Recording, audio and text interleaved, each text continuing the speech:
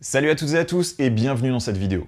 Depuis 5-6 ans, vous avez peut-être déjà entendu parler dans les médias de l'extraction de certains minerais comme le cuivre, l'or ou certains moins connus comme le cobalt ou le coltan qui se retrouvent dans la plupart de nos appareils électroniques et qui sont souvent extraits de mines africaines, plus particulièrement en République démocratique du Congo, où les conditions de travail sont très dures, où on trouve même des enfants qui descendent dans les mines et où certaines mines sont accaparées par des groupes armés. Eh bien, cette vidéo va parler de ce sujet. Mais je vais essayer d'aller un peu plus en profondeur, car le secteur minier congolais ne se résume pas à ce genre de mine. Donc on va essayer de faire la part des choses, de comprendre comment tout ça fonctionne, et surtout comment ça dysfonctionne. Alors, cette vidéo est réalisée en collaboration avec Fairphone. C'est une entreprise qui commercialise des téléphones portables qui se veulent le plus éthique possible. C'est-à-dire qu'on va essayer d'avoir la meilleure traçabilité possible des minerais utilisés dans le téléphone, essayer de s'assurer des bonnes conditions de travail des mineurs, faire en sorte également que le téléphone soit facilement réparable, donc quand une pièce tombe en panne, on ne change pas le téléphone, mais on change juste la pièce, et s'assurer aussi du bon traitement des déchets ou des eaux usées par exemple dans les mines et usines de fabrication. Donc un téléphone plus responsable sur les plans sociaux et environnementaux, c'est en tout cas l'objectif. Concrètement, dans le cadre de cette collaboration, Fairphone m'a fourni certaines sources d'informations, mais j'ai également et surtout fait mes recherches seul de mon côté, comme pour toutes mes vidéos bien évidemment. Comme d'habitude, vous avez de toute façon toutes les sources en description de la vidéo et il est précisé lorsqu'elles viennent de Fairphone. Enfin, sachez que Fairphone n'est à aucun moment intervenu dans la ligne éditoriale de la vidéo. Ceci étant dit, on peut commencer. Commençons par une carte générale du pays pour comprendre un peu quelles ressources il abrite. En RDC, 7 principaux minerais sont extraits du sol. Parmi eux, l'or, extrait surtout dans l'Est, dans les provinces du Haut-Uélé, d'Ituri, des Nord et Sud-Kivu, du Maniema et du Tanganyika. Ensuite, le diamant, principalement extrait également dans l'Est, mais aussi dans le centre, dans les Kasaï centrales et orientales. Puis l'étain, le coltan et le tungstène, regroupés sous l'appellation des 3T, du fait de leur nom en anglais, et extraits principalement dans l'Est, mais aussi dans le Sud.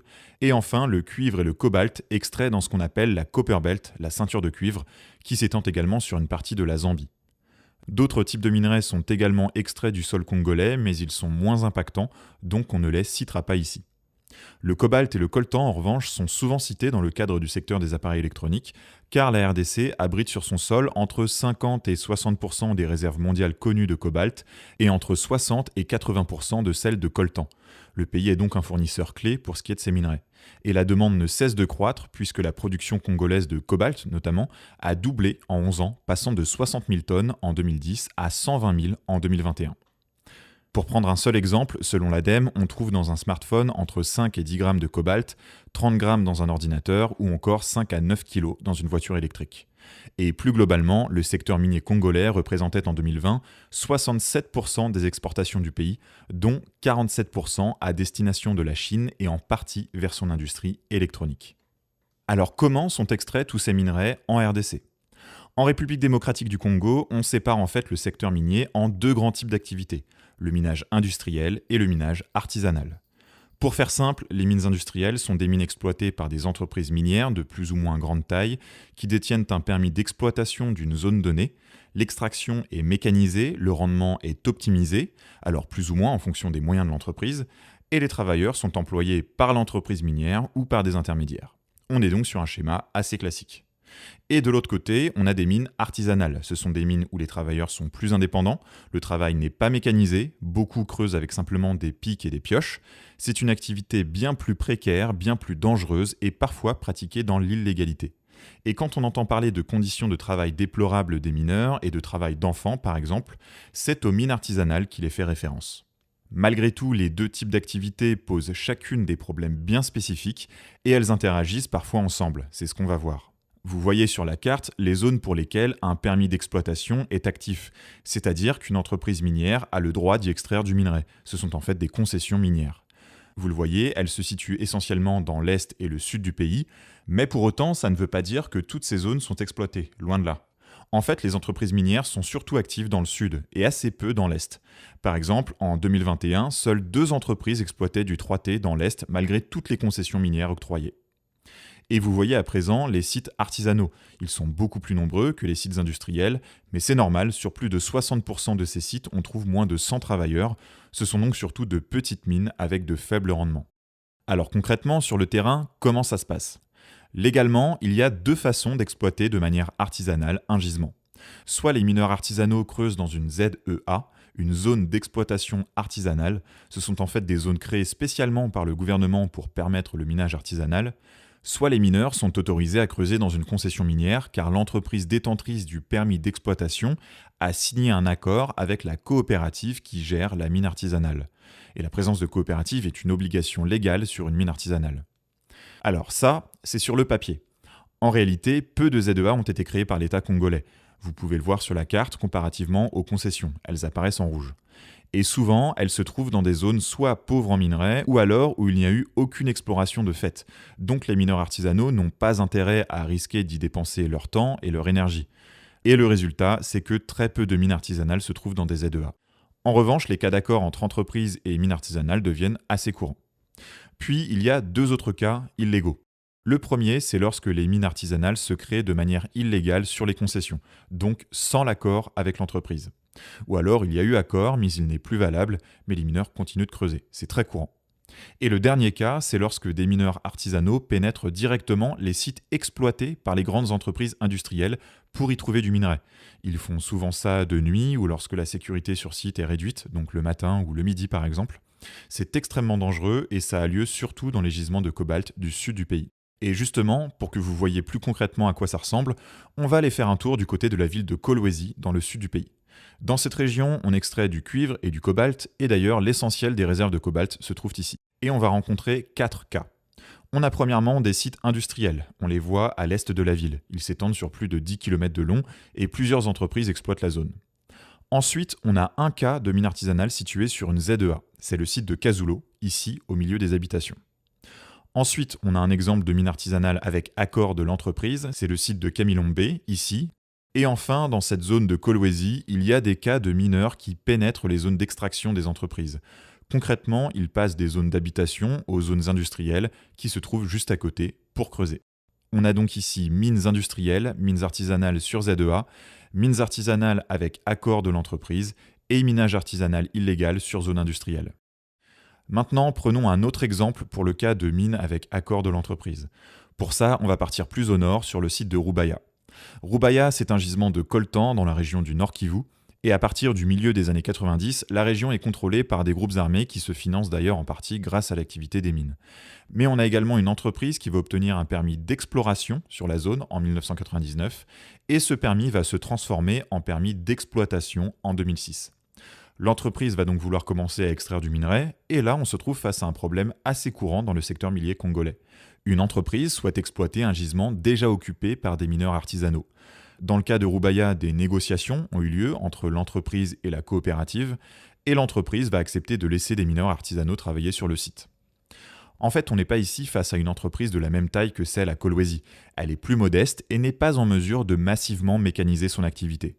Pour augmenter les volumes d'extraction de minerais, il était alors intéressant de laisser les mineurs artisanaux travailler sur le site.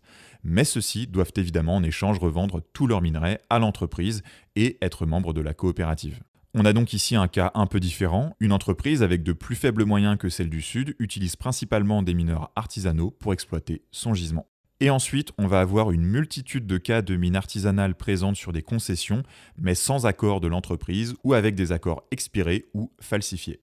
Donc si on récapitule et qu'on schématise un peu, on va trouver les grandes mines industrielles dans le sud, dans la Copper Belt, avec surtout du minage artisanal à proximité. Et essentiellement des mines artisanales dans l'est, avec accord ou non de l'entreprise détentrice du permis d'exploitation, donc un mix de minage légal et illégal.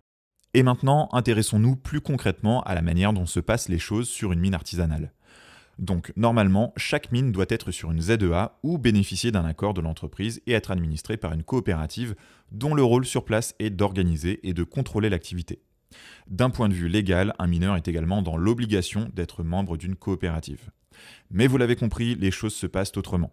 Les mines ne sont quasiment jamais sur des ZEA, où elles sont actives sans accord de l'entreprise détentrice du permis, il n'y a pas toujours de coopérative et il y a presque toujours des mineurs qui ne sont pas membres de ces coopératives quand elles existent. Et dans ce cas, ils doivent généralement payer une taxe informelle à la coopérative. Et malgré ce nom de coopérative, ce sont en fait des entités privées, parfois à la gestion floue, peu démocratique, dans la plupart des cas les mineurs n'ont pas vraiment leur mot à dire, et les mineurs déclarent aussi générer moins de revenus quand une coopérative est présente sur le site du fait des taxations. Ensuite, on utilise le mot mineur depuis tout à l'heure, mais sur place, il y a différents acteurs à l'œuvre. Vous pouvez parfois y trouver des propriétaires de puits. Ce sont en fait des gens qui peuvent être propriétaires du terrain en surface où se trouve l'entrée du puits, sachant que sur une mine, vous allez avoir des dizaines de puits. Certains propriétaires louent leur terrain et donc leur puits à une équipe de mineurs, généralement 5 à 7 mineurs, mais d'autres propriétaires peuvent être bien plus actifs dans l'exploitation du puits en investissant dans du matériel par exemple. Dans ce cas-là, ils peuvent toucher jusqu'à 50 à 60% des revenus générés. Sinon, ça tourne autour de 10% et l'équipe de mineurs se partage le reste.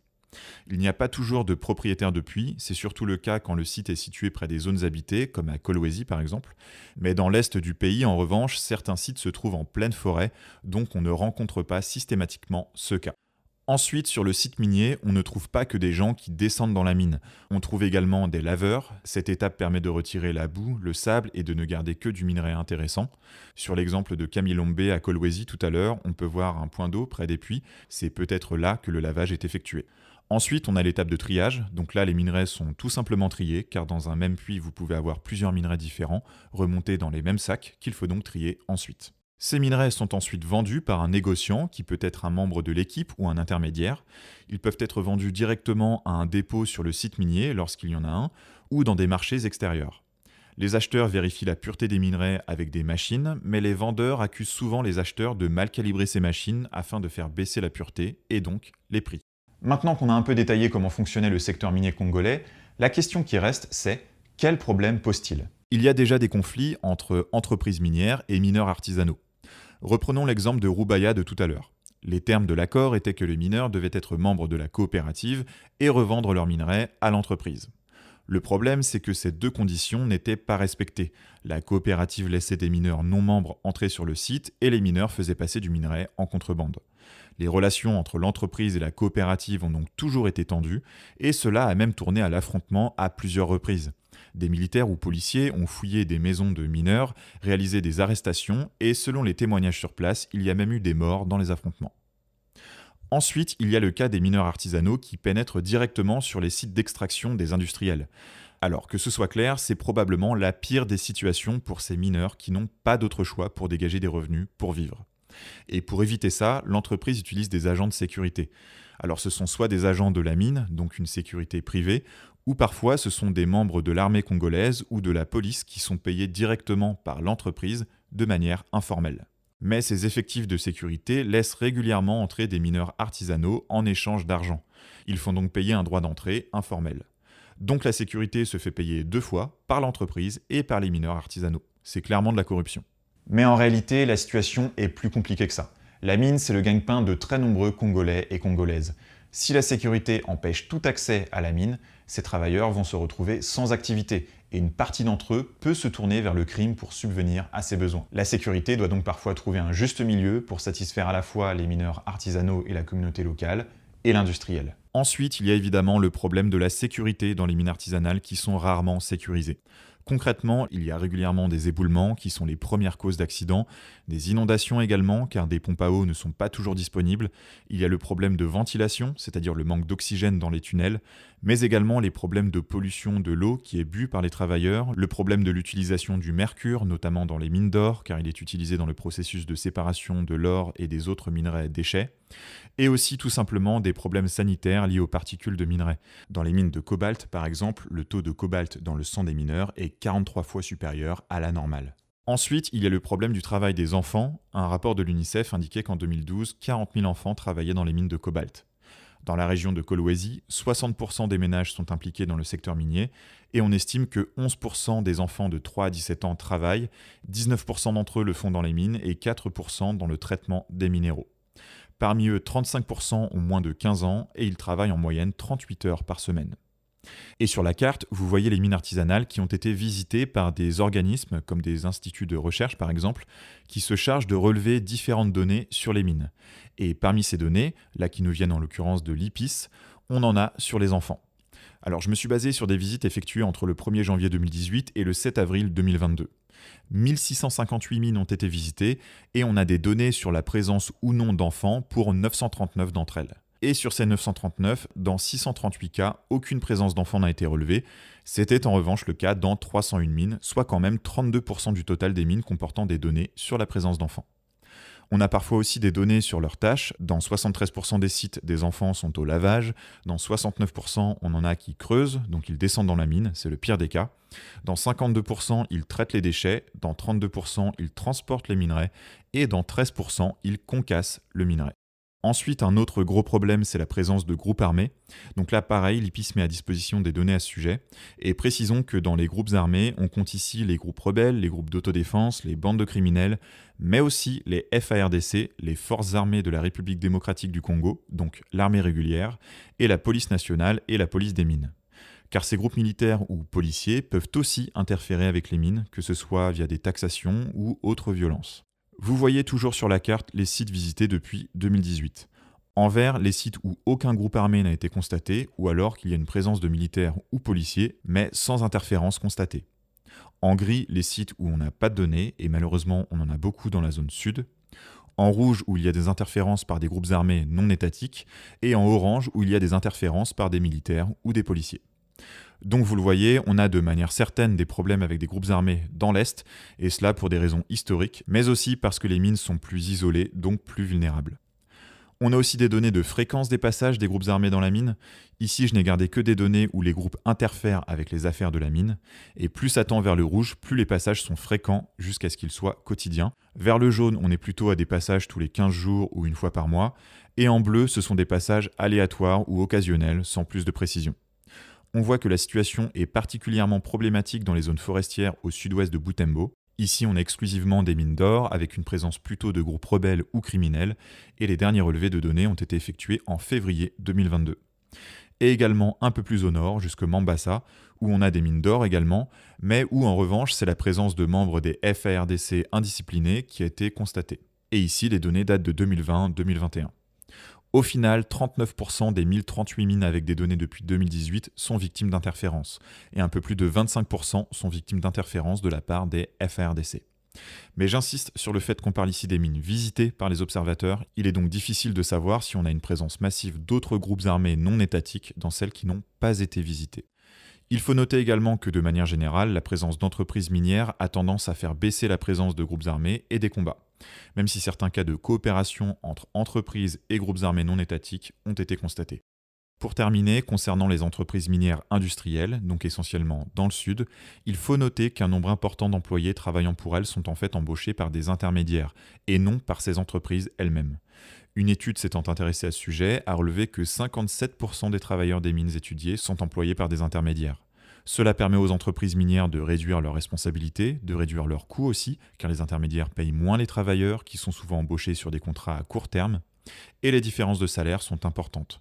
63% des travailleurs employés par des intermédiaires touchaient moins que le revenu minimum nécessaire pour vivre décemment en RDC. Souvent, ces travailleurs n'ont pas de contrats écrits, ils peuvent se faire renvoyer à tout moment, donc ça les place dans une situation où ils ne peuvent pas négocier de hausse de salaire ou d'autres avantages. Mais bien évidemment, il est toujours plus préférable d'être embauché dans une mine industrielle, même par un intermédiaire, plutôt que de travailler dans une mine artisanale. Alors il faut aussi signaler les différentes initiatives de traçage des minerais, notamment depuis une dizaine d'années. D'abord pour les 3T, donc coltan, étain et tungstène, puis pour l'or et ensuite pour le cobalt. Certaines mines peuvent en fait obtenir des certifications qui sont censées garantir l'absence d'ingérence de groupes rebelles sur la mine, de travail d'enfants ou plus largement qui garantissent des conditions de travail décentes. Alors ces processus ne sont pas parfaits. Par exemple, vous pouvez avoir des sacs de minerais issus de mines non certifiées qui sont finalement illégalement estampillés comme venant d'une mine certifiée, ce qui permet ensuite de les vendre. Donc ces processus doivent encore être améliorés, néanmoins ils constituent une véritable avancée pour le secteur minier artisanal comparé à la situation d'il y a 10 ou 15 ans en arrière. Et c'est en fait primordial pour les communautés car elles doivent être en mesure de mettre à profit ce secteur dans de bonnes conditions. En 2010, une nouvelle loi américaine a obligé les entreprises de rendre publique l'utilisation de minerais venant de RDC ou des pays voisins. C'était un premier pas vers plus de transparence, mais ça a aussi eu pour conséquence de désengager certaines entreprises du secteur minier congolais par peur du fait que l'on découvre qu'elles utilisaient des minerais venant de mines tenues par des groupes armés ou dans lesquelles des enfants travaillaient. Les mineurs ont donc eu plus de mal à vendre ou alors moins cher et ça a eu des répercussions économiques sur les communautés locales. Le boycott n'est donc pas la solution. La solution, c'est de toujours améliorer les conditions de travail et les revenus pour que les parents puissent envoyer les enfants à l'école. Et pour ça, il faut mieux choisir ce que l'on consomme. Et voilà, c'est tout pour aujourd'hui. Merci d'avoir regardé la vidéo jusqu'au bout. Si ça vous a plu, aidez-moi à la mettre en avant avec un pouce en l'air, un commentaire ou même un partage. N'hésitez pas non plus à vous abonner à la chaîne et à activer la cloche des notifications pour être prévenu quand je sors une nouvelle vidéo. Encore un grand merci à toutes les personnes qui me soutiennent financièrement sur Tipeee et Utip. Et moi, je vous dis à la prochaine pour une nouvelle vidéo. Salut!